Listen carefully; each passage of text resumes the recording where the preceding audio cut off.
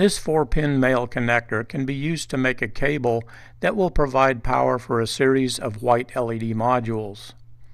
The cable is for a 2-channel port of a SkyLight controller. 6-pin connectors are used to connect 3-channel ports to color LED modules.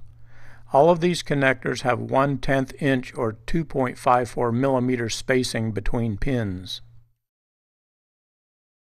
This video demonstrates how to mount this 4-conductor male connector onto a cable.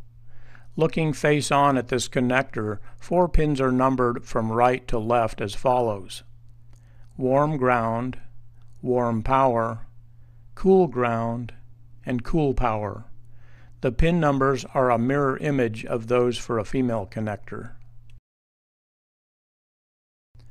Strip about 2.5 millimeters of insulation off the end of each wire.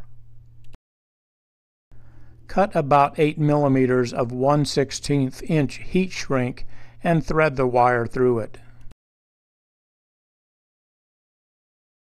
Align the wire to the pin of the connector and solder it on. Then cover the joint with the heat shrink. Finally, use an appropriate heat gun to shrink it onto the joint. Repeat this process for each of the pins.